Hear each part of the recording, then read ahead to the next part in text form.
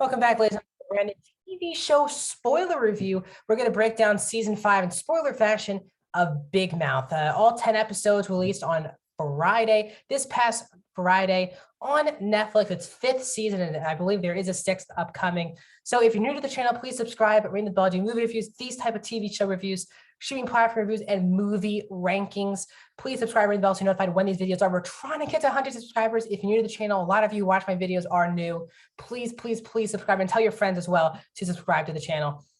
Also, please comment down below your thoughts. First of all, tell me, is this your favorite season of Big Mouth? What was your favorite storyline in Big Mouth? Your favorite moment? Is this your least? Did you not like this season? Let me know all your spoiler thoughts in the comment section down below. And also, please like the video. As I said, this is a spoiler review because we are at season 5, and it's tough to do a non-spoiler review of a season 5 because I would be giving away stuff from the first 4 seasons talking about plot. So again, if you have not seen anything about Big Mouth, it's a really great show. Don't watch on Netflix. They're 30-minute episodes at the maximum. It's really are 27 to 32-minute episodes. So please go binge all of Big Mouth. It's a really fantastic show. But today we're just talking about season 5. So we left off of season 4 with a lot of different things happening. Jay, and one of the biggest things that Jay and Lola broke up, and that's one of the main subplots. So let's look at the main subplots, the plots around this season. Now, first, I do want to say I really did love this season, really from start to finish. There were some episodes that did drag just a bit, and some episodes that really did feel like filler to get us to 10 episodes. Let's talk about some of the main plot lines.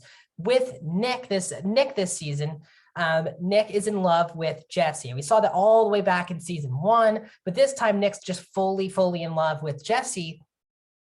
And what happens to him this season, that basically Nick asks Jesse, does 2 things public, basically saying that he loves Jesse. One time outside of her house playing a guitar, Jesse said that he wasn't into her, that she wasn't into him. And then he did it again in front of a class, and Jesse just went off against him. And that turned Nick, basically created his love thing into a hate worm. Brandon Kyle Goodman voiced that character, Walter, and then Nick was a bit of a jerk basically for most of the season once Jesse turned him down on multiple occasions. With Andrew, well, first of all, we got this. The first episode for me was probably the best episode of the season, the No Nut November episode. This is an extremely raunchy show, and it got probably even raunchier this episode. There are probably a lot of things that I don't think any of you saw coming that you would see in any type of form, like the Santa Claus episode where Santa Claus, there's a big, what happens if it's elves basically learn how to have sex, and it becomes a whole thing. And I just couldn't believe what I was watching. And then Jay and Lola broke up, and then they kind of come back together. Jay is trying to move on from Lola, and they both are kind of trying to move on from each other, but they still kind of like each other. And then Andrew actually turns out that he really likes Jay. And Jay, they made out, I think it was last season or 2 seasons ago, and Andrew dumps his boyfriend to go after Jay. And at the end of this season, obviously Jay chooses Andrew over Lola. Missy was also in a mood this season because Missy created this affinity group that wants to take down the mascot for the school. And then it turns out that Jesse and her friend Allie are all kind of violent towards the thing and kind of takes over Missy's creation. And Missy has also a hate worm voiced by Kiki Palmer this season. And again, so overall, those are the different subplots for me. Andrew had a lot going on personally at a Thanksgiving episode. We've had a Thanksgiving episode, a Christmas episode, and a New Year's episode all in this season, which I thought was a lot at certain times. Really, I think the worst episode really was that puppet episode, episode 8, if I'm not mistaken, what it is, 7 or 8, whatever it is, where basically it's Maury and Connie as puppets, and we go to different characters and their own kind of subplots in a Christmas themed episode. Other than the whole Santa bit, the whole episode really did not work for me. It just felt like total filler.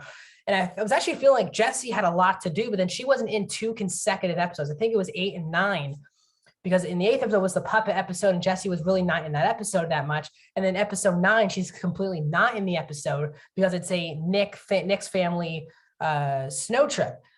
Where a lot of stuff happens. Nick's in a mood because he's getting forgotten about. Andrew has a friend now who he meets, a girl, and he starts doing stuff with her. Nick's sister's in love with Jay's sister.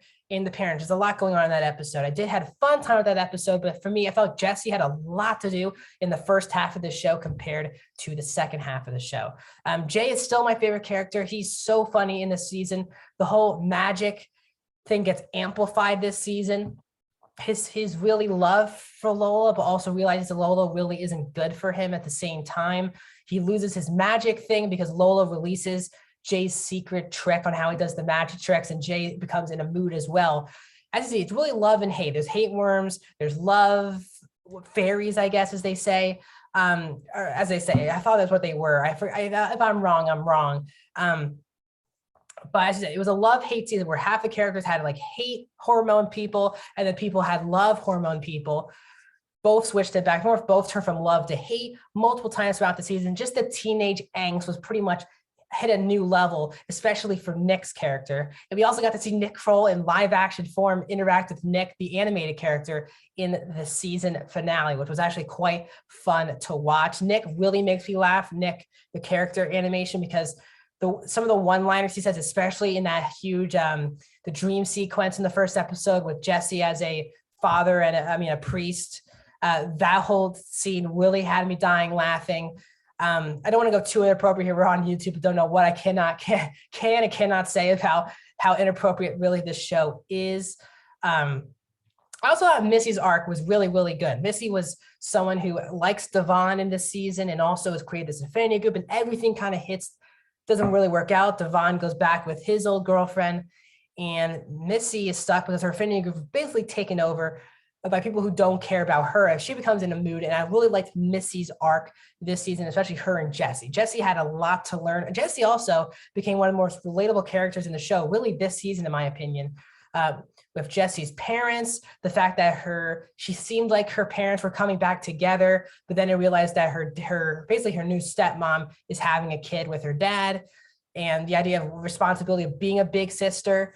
Her stuff this season was also really, as I said, really, again, I feel like Jesse's character improves each season. Wasn't a big fan of her in the first season, and each season it grows to me becoming one of the most relatable characters in the show. As a Jew, I really obviously relate to Andrew. There's a whole, in that Christmas episode, what it's like if, Andrew's kind of jealous of Nick's family, that they're always doing this Christmas stuff and he doesn't feel like he's doing enough for Hanukkah. What if he was Christian, realizing he's always wanted to be Jewish?